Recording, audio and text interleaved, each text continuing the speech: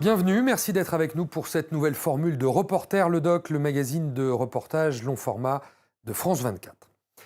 10 pays séparent le Brésil, au sud de cette carte, du Canada, tout au nord du continent américain. Chaque année, ils sont des milliers à traverser ces pays par tous les moyens.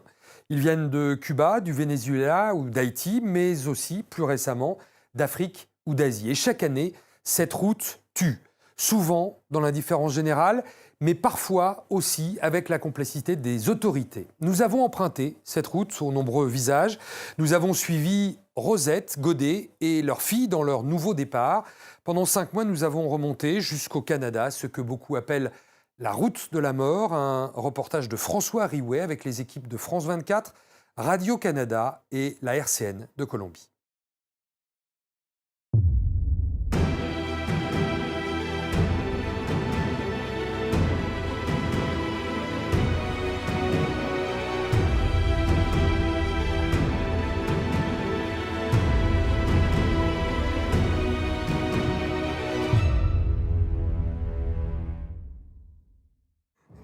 Jésus, merci Seigneur. Jésus.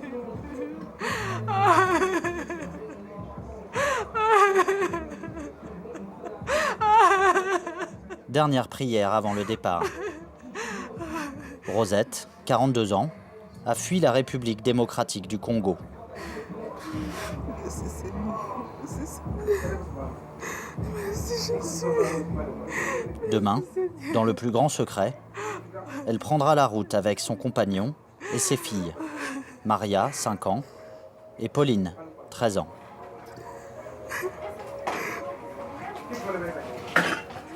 Objectif, le Canada. 20 000 kilomètres d'une route incertaine, coûteuse et parfois mortelle. 11 frontières à franchir, entre les mains de puissants réseaux clandestins de passeurs et de cartels. Et pour seule boussole, quelques messages laissés par d'autres migrants sur les réseaux sociaux.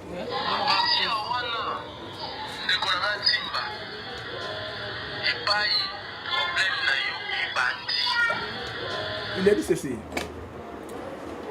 Dès que vous arrivez en frontière, il y aura des taximens.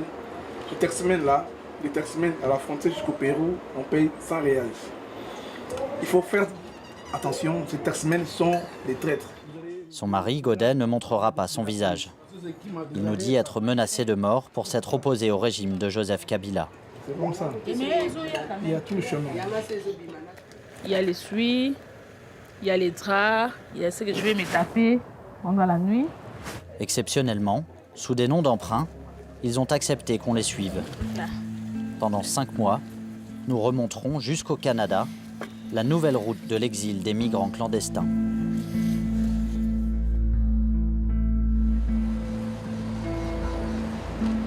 Sao Paulo, ville-monde de 12 millions d'habitants.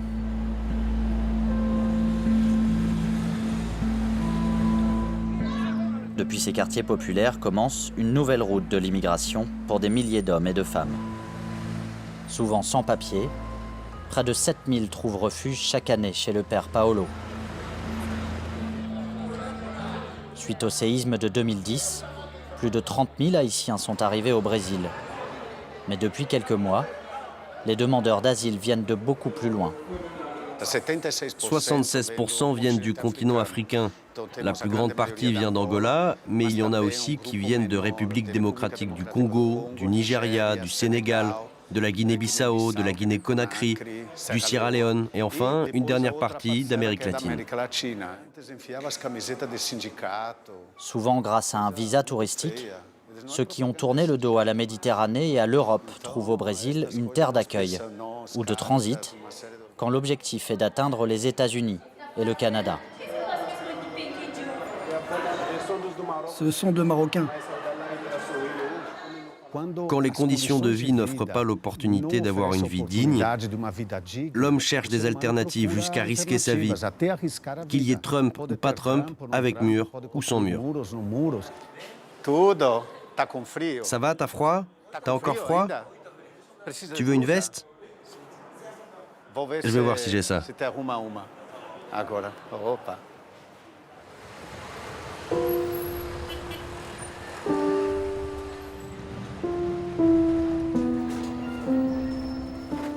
Chez Rosette, c'est l'heure du dernier tour de clé dans la porte. Avec une vie d'économie dans un sac, rendez-vous à la gare routière de Sao Paulo.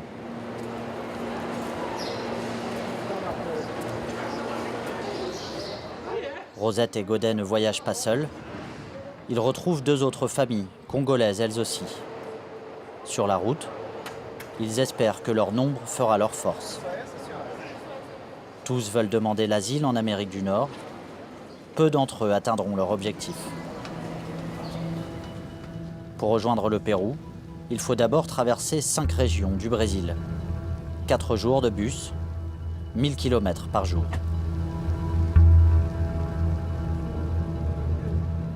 Si tu marches dans les feux, tu ne te brûleras pas et la flamme ne t'embrassera pas, car je suis l'Éternel ton Dieu. Il me rassure, il a déjà préparé mon chemin, je sais que je marche avec l'Éternel. Là où je serai, il ne me laissera pas.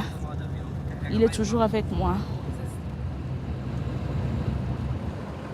S'ils parviennent à atteindre le Canada, Rosette et Godet demanderont l'asile politique.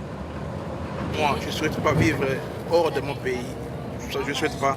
Je suis ainsi dans cette condition-là parce que j'ai quitté mon pays en fuyant parce qu'il n'y a pas la bonne gouvernance, de mauvais esprit de nos dirigeants. Vous, les Blancs, vous ne sortez pas dans votre pays parce qu'il y a la paix, il y a la démocratie. Tu vois? Mais nous sortons parce qu'il n'y a rien. Il n'y a rien. Alors il faut que vous, le Blanc, vous nous supportez dans votre pays parce que tout cela est causé par le Blanc. Les escales s'enchaînent.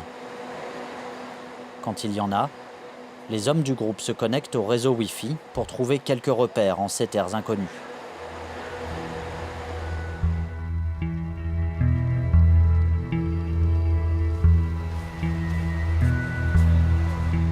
À l'approche de la frontière, le groupe se concerte avant dispersion. Maintenant, il faut que nous adoptions une stratégie. Nous ne devons prendre les bus que la nuit. Cela nous permettra d'éviter les dépenses liées à l'hôtel. Nous sommes réunis ici entre nous pour prendre une décision ici. Nous allons quitter ici pour la frontière. Nous allons prendre les taxis. Il faudrait que nous restons un. Il faudrait qu'il y ait entre nous l'amour des prochains. Il faudrait être en communion, une même langage. Si tout se passe bien, ils se retrouveront côté péruvien.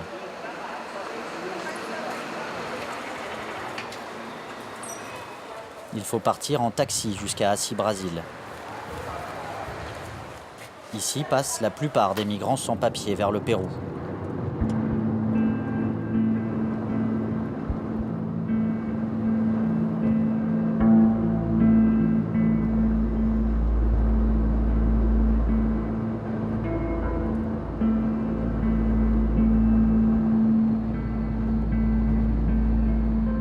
Nous arrêtons à quelques mètres de la frontière entre Brésil et Pérou. Pas question de franchir la ligne en taxi.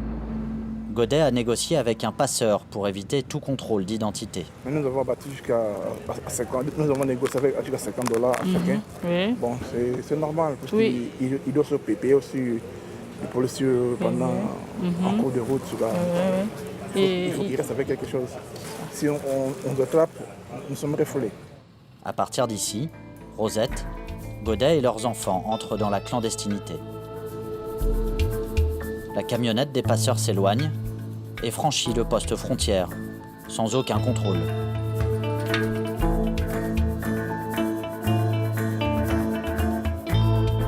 Direction l'Équateur, rare porte d'entrée sur le continent américain. Le pays n'applique presque aucune restriction sur ses visas. 230 000 demandeurs d'asile y ont déjà trouvé refuge, un record sur le continent. Ici, comme à Sao Paulo, certains s'arrêtent et refont leur vie, dissuadés par la perspective d'emprunter une route qui tue. Rosette, elle, ne fait que passer. Nous la retrouvons à Tulcán, à la frontière colombienne.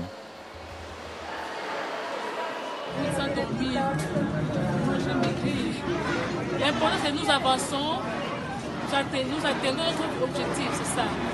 Même que le Pérou était difficile pour nous. Moi, comme j'avais vu les policiers, moi je sais que les policiers protègent le peuple. Ils ont payé, ils ont pris $700. Un passeur est trouvé. Rosette et ses filles embarquent.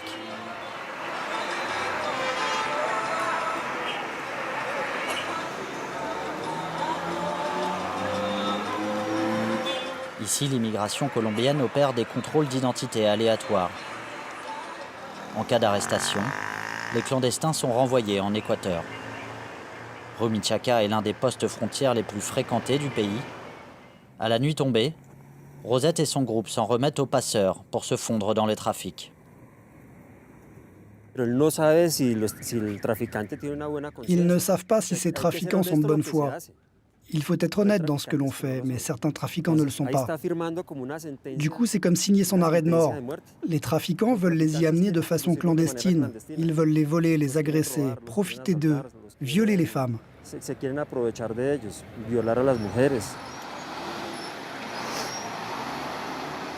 Face à des autorités au champ d'action limité, une armée de l'ombre, sans frontières. Celle des passeurs et des cartels de trafiquants. L'un d'entre eux accepte de nous parler de sa filière internationale. Sans nier la violence de son milieu, il accuse les autorités d'être complices du trafic de migrants. En Équateur, nous payons les policiers. Et en Colombie, nous payons l'immigration. Et ce n'est un secret pour personne que sans leur aide, nous n'arriverions jamais à passer. De leur côté, les autorités frontalières admettent des dérives internes, mais assurent lutter sans relâche contre la corruption de leurs agents. Ici opèrent plusieurs réseaux, pour autant de routes du trafic, mais tous ont la même destination, l'Amérique du Nord. Nous retrouvons Rosette à l'immigration colombienne, à Medellín. Je suis un officier de l'immigration colombienne. Attendez ici et détendez-vous. Peut-être 3 ou 4 heures. Photos, empreintes, signatures. Avec près de 35 000 interceptions de clandestins en 2016, la Colombie a adapté sa politique migratoire. Les sans-papiers sont recensés, puis relâchés, avec ordre de quitter le territoire. Après 11 jours de transport depuis Sao Paulo, stress et fatigue se sont accumulés. À l'écart du groupe, Rosette craque. Je regrette, mais je n'en peux rien.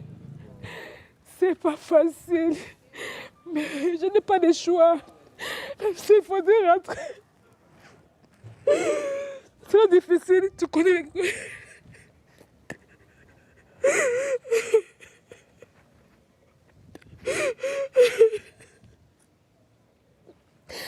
Je regrette. J'ai l'espoir, c'est Dieu là qui va me faire arriver jusqu'au bout.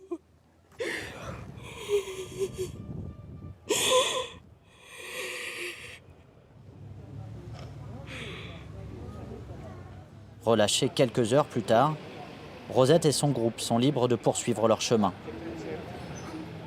Devant eux, à une journée de bus, l'étape la plus meurtrière de cette route interminable. La jungle du Darién, un enfer vert aux mains des narcotrafiquants et des paramilitaires du clan Usuga, couloir de tous les trafics entre Colombie et Panama. Dans les rues de Turbo, migrants et passeurs se côtoient et négocient. Malgré les vagues d'arrestations des autorités, le trafic de migrants prospère.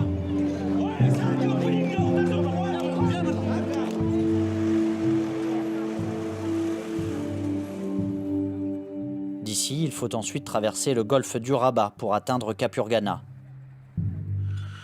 Les eaux du golfe sont capricieuses, les embarcations parfois fatiguées, naufrages et noyades sont fréquents.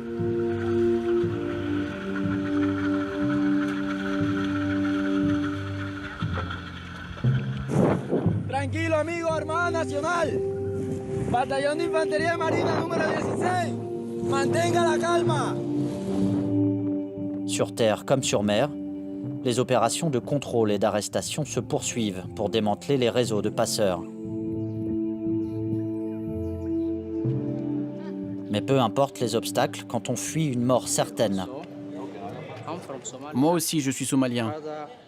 Ma famille est morte, mon père, mon frère. Seule ma mère a survécu.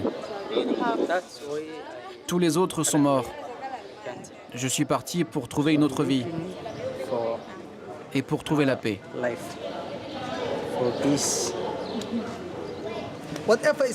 On fuit de gros problèmes, donc quoi qu'il arrive, on est prêt. Qu'on vive ou qu'on meure, on avance.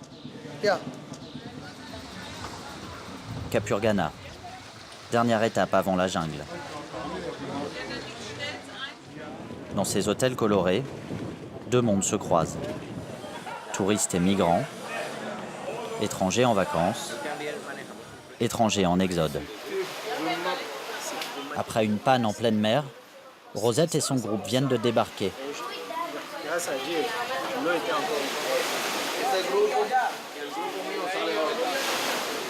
Comme eux, plusieurs migrants tentent de négocier leur passage. Mais impossible pour l'instant de rallier clandestinement le Panama. L'armée mène une opération dans la zone. Si tu traverses les eaux de la mer, les fleuves ne te submergeront jamais. Et moi, j'ai vécu ça aujourd'hui. L'image que j'ai, je vois qu'il y a encore un espoir, il y a encore un avenir devant moi. Je vois qu'il y a encore de bonnes choses que Dieu est en train de me réserver. Parce que je sais qu'en voyant géographiquement parlant, là où je viens, c'est loin. Mais là où je vais, ce n'est plus loin.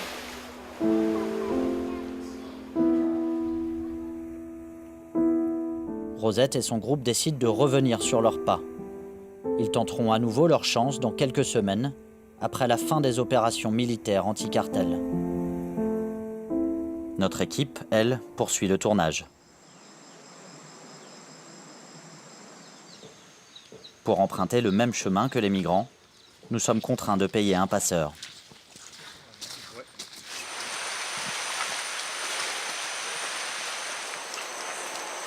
En saison des pluies, la plus forte au monde, la forêt devient vite un piège.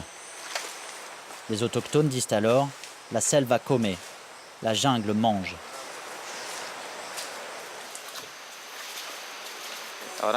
Là, pour l'instant, ça va. Il y a peu de passage. Ça peut être bien pire.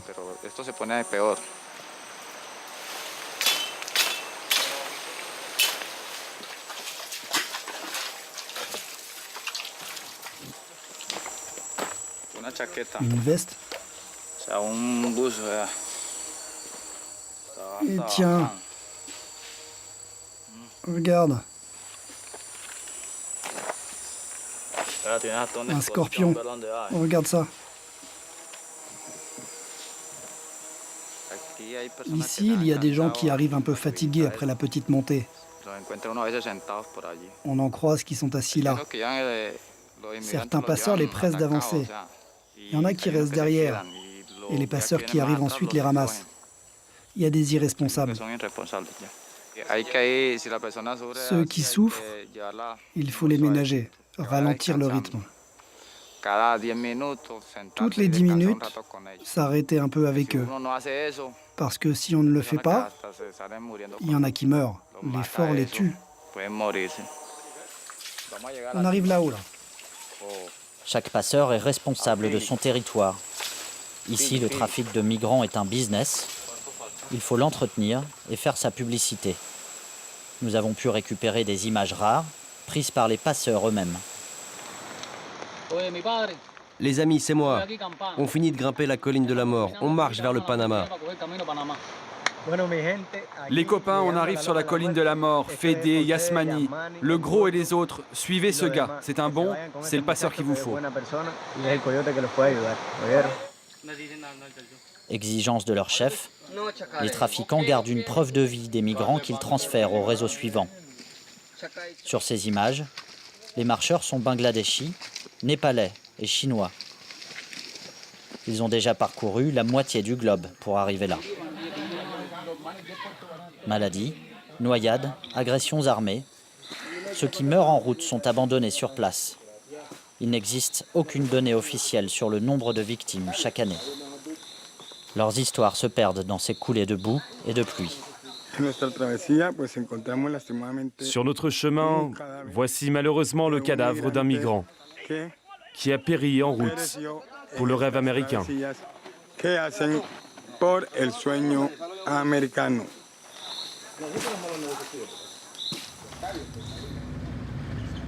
Côté Panama, nous croisons les communautés indigènes de la jungle. Déjà pauvres, elles ont un temps apporté leur aide aux migrants exténués, avant de fermer leurs portes, débordées. Ceux qui parviennent à rejoindre la route panaméricaine filent vers la capitale, à 4 heures de route. Puis, direction Paso Canoas, sur la frontière nord. Nous empruntons la route du trafic avec Freddy, un journaliste local.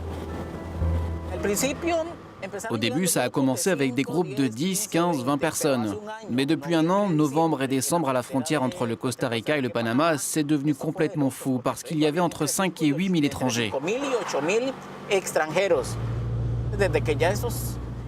Dès que les migrants arrivent en Équateur, les passeurs et leurs réseaux sont déjà présents. Ils communiquent entre eux au Panama et au Costa Rica pour déterminer précisément quel groupe ils vont transporter de Paso Canoas au Nicaragua.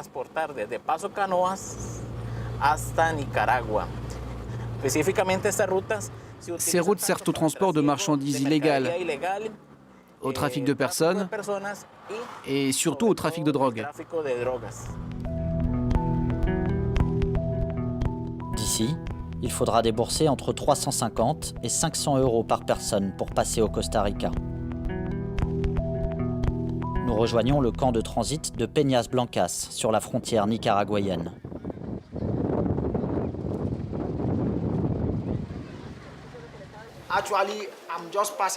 Je ne fais que passer, mais vraiment, Costa Rica, je n'oublierai jamais.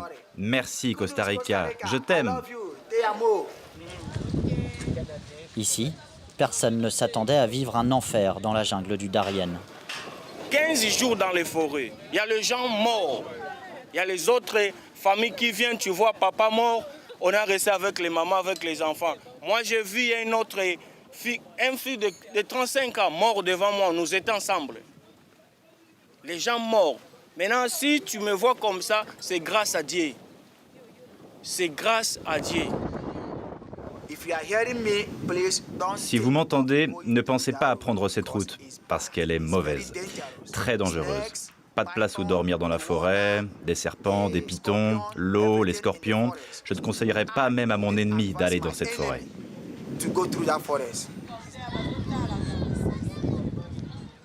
En attendant de trouver le bon passeur ou de réunir l'argent nécessaire pour atteindre le Nicaragua, les migrants se soutiennent, s'adaptent et reprennent leur route.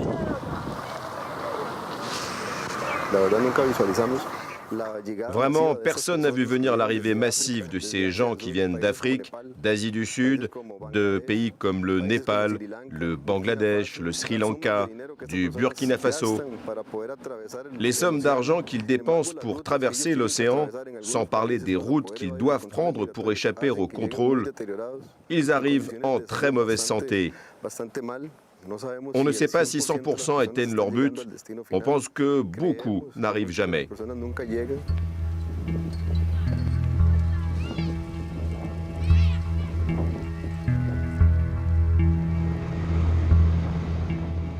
Nous reprenons la route pour rejoindre le Nicaragua. Mais arrivée à la frontière, notre équipe est interdite de passage.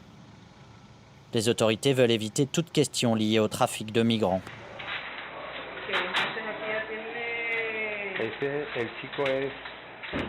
Ici, les passeurs demandent jusqu'à 1 000 € par personne pour traverser la frontière. Une fortune. Certains migrants donneront tout ce qu'ils ont avant parfois d'être malgré tout arrêtés et renvoyés au Costa Rica.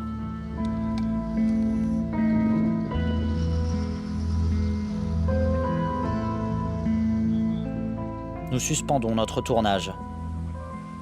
Mais nous gardons le contact avec Rosette et sa famille. 2 mois plus tard, nous apprenons que leurs compagnons de voyage ont abandonné en Colombie pour retourner au Brésil. Rosette et sa famille, eux, ont continué, malgré les risques. Ils sont déjà au Costa Rica. Ils nous envoient ces images prises avec leur téléphone. Après avoir échappé à la mort dans la jungle du Darién, choqués mais heureux, ils ont pu rejoindre le camp de transit où nous nous étions arrêtés. Cas des réfugiés au Costa Rica, la Cruz.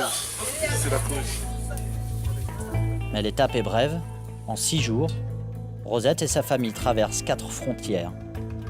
Grâce à un passeur, ils contournent par bateau une partie du Nicaragua, avant de rallier, à pied, le Honduras. Des kilomètres de jour comme de nuit. Sur ces images, Rosette, exténuée, porte sa fille sur son dos, au milieu d'un groupe de migrants. C'est les frontières de la frontière des Nicaragua. Nous allons à l'immigration. Grâce à un laissez-passer des autorités, après de longues heures de transport et de marche, Rosette et les siens atteignent le Guatemala. Ici, c'est à Honduras, frontière Guatemala.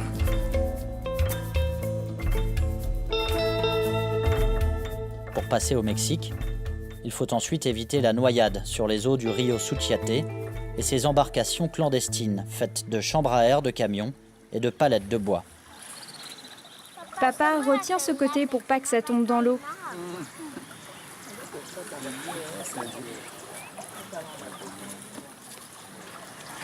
Ici, nous traversons Guatemala pour Mexique.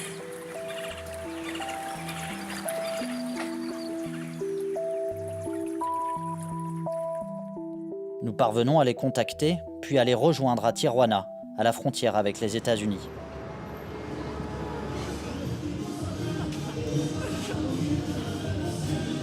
Rosette a laissé toutes ses économies dans les mains des passeurs pour arriver là. Plus de 4 000 € dépensés depuis leur départ du Brésil. Selon nos estimations, plusieurs dizaines de millions d'euros alimentent ainsi chaque année les réseaux du trafic de migrants en Amérique latine. Après quelques échecs, un refuge pour migrants accepte de les recevoir. Rosette, soulagée, profite de ce répit.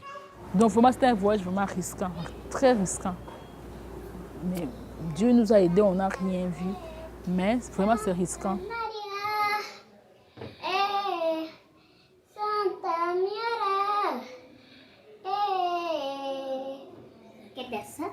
Si, je suis contente de ça parce que c'est que je suis déjà à la frontière. Je suis dans la ville, la dernière ville de Mexique. Je suis très contente.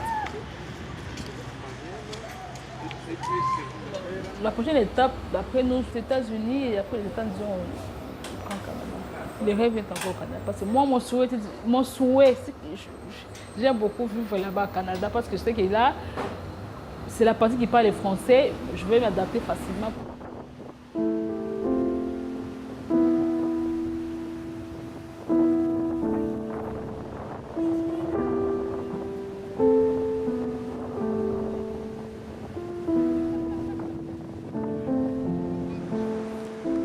Les États-Unis sont à portée de main. Mais il faudra encore des jours, des semaines avant d'atteindre le Canada. Les deux pays ont un accord migratoire. S'ils sont contrôlés aux États-Unis, Rosette et sa famille ne pourront plus demander l'asile au Canada. Il faudra donc traverser clandestinement le pays de Donald Trump. Il faudra cette fois survivre au désert, aux miliciens armés et aux cartels entre Mexique et États-Unis. Selon l'ONU, plus de 400 migrants sont morts en 2017 sur cette frontière. Pour d'autres, la route se poursuit avec une demande d'asile aux autorités américaines au poste frontière de Tijuana. San Diego. Dans ces centres où la détention peut durer jusqu'à 6 mois, et malgré nos nombreuses demandes, nous ne serons pas autorisés à filmer. Entre ces murs, les détenus attendent la libération ou la déportation, souvent sans réelle assistance juridique, dénoncent régulièrement les avocats spécialisés en immigration. Les choses ont évolué et ont empiré ici. L'Amérique a changé d'attitude face à l'immigration. Ce ne sont pas des camps de réfugiés. Ils les détiennent dans de vraies prisons. Ils ne font pas de différence entre un terroriste, un criminel et un demandeur d'asile. Et c'est toute l'ironie de ce qu'est devenu l'Amérique. La statue de la liberté qui dit « Envoyez-moi vos fatigués, vos pauvres, vos persécutés » que l'on peut voir dans la baie de New York, cette image est ternie pour toujours. On devrait changer la statue, peut-être l'amener au Canada.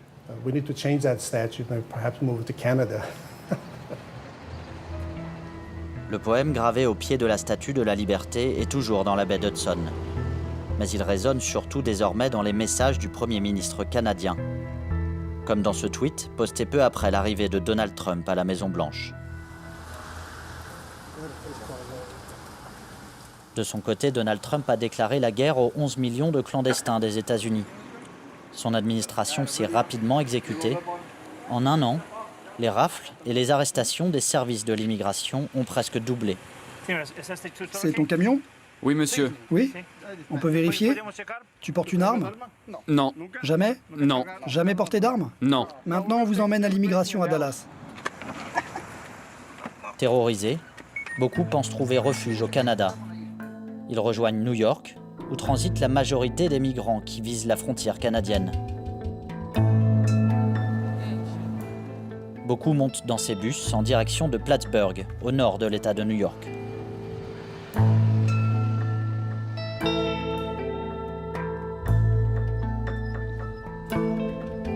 À bord, au milieu de la nuit, Adams, 17 ans, accepte de nous parler. Suite à un conflit d'héritage familial au Nigeria, Adams dit avoir fui une mort certaine. Je veux étudier, aller à l'école. Je ne connais personne au Canada. Je n'y ai pas de parents. Je n'ai pas le choix. Je ne veux pas être envoyé chez moi. Parce que je sais ce que Trump est en train de faire. Il y a 3 jours, 5 Nigérians ont été expulsés. Les 5, devant moi. J'ai peur. Je ne sais pas ce qui va arriver. Grâce à un visa de tourisme, il a pu rejoindre directement New York en avion. Pour lui, la route sera courte. Il espère trouver refuge à Montréal. Plattsburgh, 4 heures du matin. Adams trouve un chauffeur de taxi pour l'emmener à la frontière.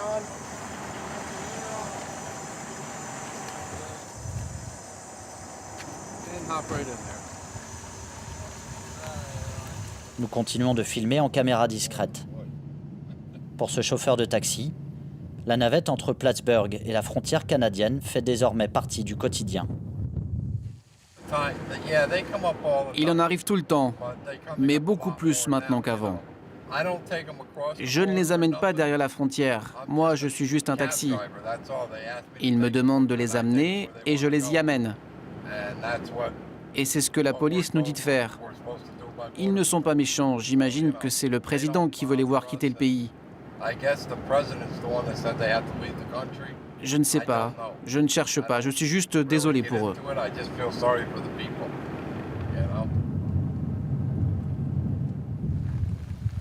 Signe d'une affluence discrète mais régulière, 3 taxis se succèdent dans cette impasse, en pleine campagne. J'ai peur. Je ne sais pas ce qui va se passer. Notre chauffeur essaie de rassurer le jeune migrant. Tu vas voir un passage. Ils vont venir vers toi, écoute-les et marche vers eux.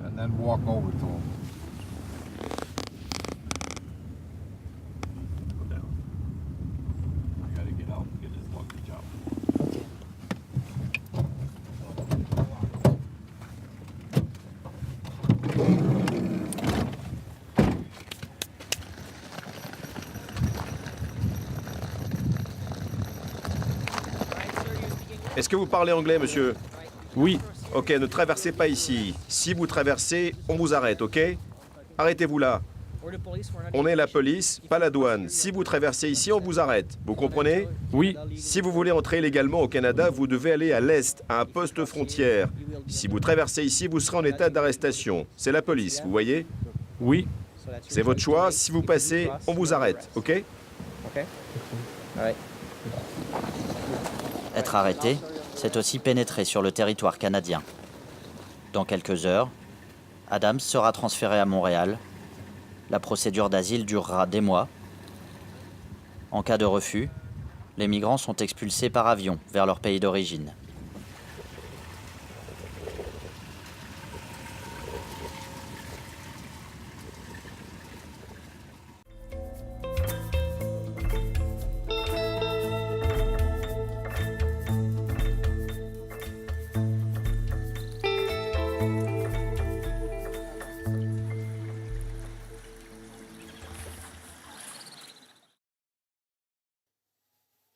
Voilà pour cette longue route parsemée de dangers. Reportage de François Riouet avec les équipes de France 24, Radio-Canada et la RCN. C'est la fin de cette émission. On se retrouve dans un mois pour un nouveau numéro de Reporter le Doc et dès la semaine prochaine pour Reporter sur France 24.